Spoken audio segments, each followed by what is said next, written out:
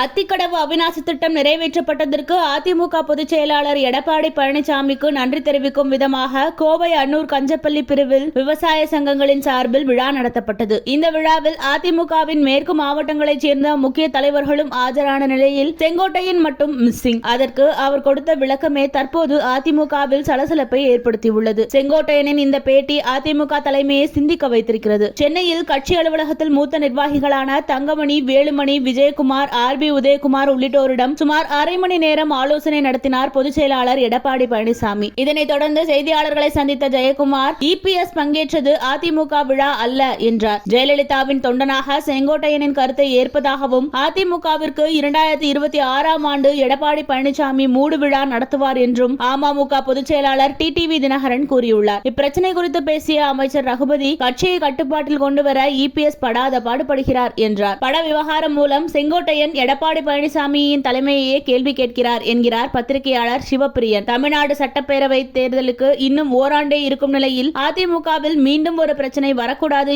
என்பதை உணர்ந்து அதிமுகவின் தலைமை செங்கோட்டையனை அழைத்து பேசும் என எதிர்பார்க்கப்படுகிறது.